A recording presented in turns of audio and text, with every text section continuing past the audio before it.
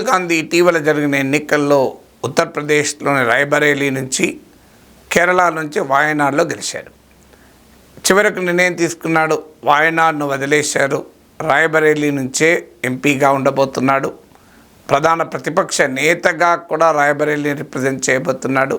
వాయనాడ్ నుంచి సోదరి ప్రియాంక గాంధీ పార్లమెంటుకు పోటీ చేస్తోంది. మరి ఈ నిర్ణయం వెనుక కారణాలు ఏంటి? వాస్తవానికి అమేథీ నుంచి పోటీ చేయకుండా వాయనాడుకు రాహుల్ గాంధీ వెళ్ళినప్పుడే విమర్శలు వచ్చాయి. ఎందుకంటే అమేథీలో లాస్ట్ టైం ఓడిపోయాక ఈసారి మళ్ళీ అమేథీలోనే తేల్చుకోవాలి, కానీ వాయనాడుకు వెళ్ళడం ఏంటి అనే చర్చ మొదలైంది. 2019లో 2 సీట్లతో పోటీ చేయడం వల్ల అమేథీలో ఓడిపోయినా వాయనాడు నుంచి ఎంపీగా కొనసాగాడు. దానికి రాహుల్ గాంధీ ఇచ్చిన కారణం ఏంటంటే తనకు వాయనాడు పార్లమెంట్ ప్రాతినిధ్యాన్ని ఇచ్చింది కనుక అక్కడి నుంచి పోటీ చేస్తున్నాను అన్నాడు.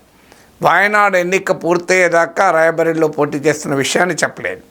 కానీ ఆ సమయంలో ఒక విమర్శ ఎదుర్కొన్నారు. ఏంటంటే ఉత్తరప్రదేశ్లో పోటీ చేయకుండా, హిందీ స్టేట్స్లో పోటీ చేయకుండా, సౌత్ ఇండియాలో బీజేపీ లేని చోట రాహుల్ గాంధీ ఎందుకు పోటీ చేస్తున్నట్లు. రాహుల్ గాంధీకి కాంగ్రెస్ పార్టీకి ప్రధాన ప్రత్యర్థి బీజేపీ అయితే బీజేపీ కంచుకోటల్ని వదిలేసి కేరళకి ఎందుకు వచ్చారు? కేరళలో బీజేపీ 3వ స్థానంలో ఉంటుంది. పోటీ కాంగ్రెస్ నాయకత్వంలోని యూడీఎఫ్కు, తన ఇండియా కూటమి మిత్రపక్షమైన సిపిఎన్ నాయకత్వంలో ఎల్డీఎఫ్కు పోటీ. అలాంటప్పుడు కేరళ రావడం ఏ రకమైన సంకేతాన్ని ఇస్తుంది అని వామపక్ష నేతలతో సహా చాలామంది విమర్శించారు. అయినా కూడా వాయనాడ్నే నుంచే రాహుల్ గాంధీ పోటీ చేశారు. సోనియా గాంధీ రాజ్యసభకు వెళ్ళడంతో రాయ్బరేలీ నుంచి కూడా నామినేషన్ వేశారు. ఇప్పుడు ఆ విమర్శ రాకుండా ఉండేందుకు హిందీ రాష్ట్రాల్లో, ఉత్తర భారతదేశంలో, ఉత్తరప్రదేశ్లో మోడీని ఎదుర్కోవాలి కనుక రాయ్బరేలీ సీటును రిటైన్ చేసుకొని వాయనాడు ఖాళీ చేసినట్లున్నారు. రెండవ కారణం ఏంటంటే అనూహ్యంగా ఉత్తరప్రదేశ్లో బీజేపీ దెబ్బతిని ఇండియా కూటమి బలపడింది. అఫ్కోర్స్ సమాజ్వాదీ పార్టీ మద్దతుతో కాంగ్రెస్ బలపడిన మాట నిజం, కానీ అట్లీస్ట్ ఇండియా కూటమి బలపడింది.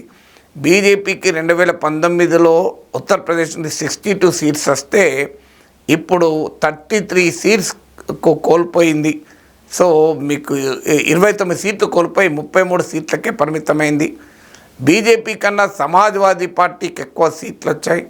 సిఎస్డిఎస్ లోక్నీతి పోల్ స్టడీలో కూడా నరేంద్ర మోడీ కన్నా కూడా ఎక్కువ మంది రాహుల్ గాంధీ ప్రధానమంత్రి కావాలని కోరుకున్నారు. రాహుల్ గాంధీకి 36% కోరుకుంటే నరేంద్ర మోడీకి 32% కోరుకున్నారు. అదే ఉత్తరప్రదేశ్లోని వారణాసి నుంచి మళ్ళీ పోటీ చేసిన మోడీ మెజారిటీ గణనీయంగా తగ్గింది. 4,79,000 నుంచి 1,52,000 పడిపోయింది. రాహుల్ గాంధీ మెజారిటీ ఏమో 4 లక్షలు ఉంది. గతంలో 2019లో సోనియా గాంధీ సాధించిన మెజారిటీ కన్నా ఎక్కువ సాధించారు. అమేథీలో తమ కుటుంబానికి సన్నిహితుడైన కిషోరీలాల్ శర్మ పెడితే ఆయన కూడా స్మృతి ఇరానీ ఓడించారు. అందువల్ల ఇంతటి బ్రహ్మాండమైన విజయాన్ని ఉత్తరప్రదేశ్ ప్రజలు ఇస్తే ఇప్పుడు రాయ్బరేలీని ఖాళీ చేసి మళ్ళీ సౌత్ ఇండియాలోని కేరళలోని వాయనాడుకు వెళ్తే ఒక రాంగ్ మెసేజ్ వస్తుంది. అందువల్ల ఈసారి ఎన్నికలు ఉత్తరప్రదేశ్లోనే కాదు, బీజేపీ హిందీ రాష్ట్రాల్లోనే బలహీనపడింది. అది రాజస్థాన్ కావచ్చు, హర్యానా కావచ్చు. బీజేపీకి కంచుకోటలుగా భావించిన నార్త్ అండ్ వెస్ట్రన్ ఇండియాలో దెబ్బతిన్నది బీజేపీ. అందువల్ల ఇలా హిందీ స్టేట్స్లో చాలా కాలం తర్వాత వచ్చిన గెయిన్ ఇది. దీన్ని కన్సాలిడేట్ చేసుకోవాలంటే రాహుల్ గాంధీ యూపీ నుంచి రిప్రజెంట్ చేయడం శ్రేయస్కరం. ఎందుకంటే 2027లో ఉత్తరప్రదేశ్ ఎలక్షన్స్ ఉన్నాయి.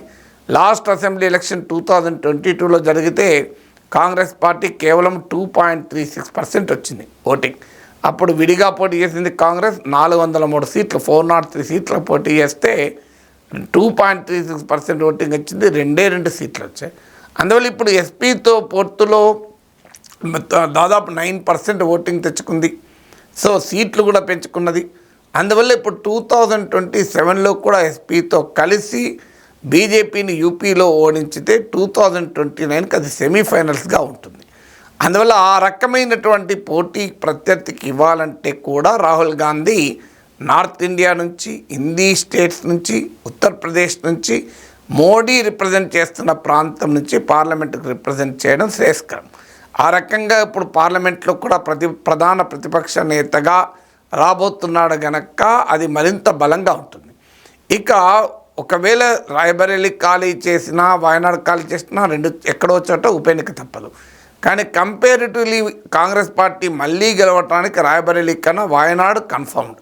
అట్లీస్ట్ కాంగ్రెస్ పార్టీ గెలిచినా గెలవకపోయినా బీజేపీ అయితే గెలవదు.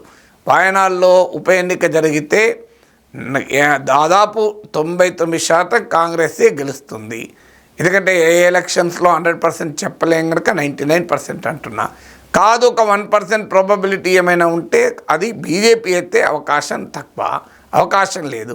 కానీ రాయ్బరేలీలో బీజేపీతో చాలా గట్టి పోటీ ఎదుర్కోవాల్సి ఉంటుంది. అఫ్కోర్స్ లాస్ట్ ఎలక్షన్లో 4 లక్షల మెజార్టీ వచ్చినా రాయ్బరేలీ ఖాళీ చేస్తే అక్కడ ప్రియాంక గాంధీ పోటీ చేసినా బీజేపీతో బలమైన పోటీని ఎదుర్కోవాల్సి ఉంటుంది. ఇది ఒక రాజకీయ సంకటంగా కూడా మారుతుంది. అందువల్ల ఈ గందరగోళం ఎందుకు అనుకొని రాయ్బరేలీని రిటైన్ చేసుకొని వాయనాడ్లో ప్రియాంక గాంధీ నిలబెడుతున్నట్లుగా కనబడుతోంది.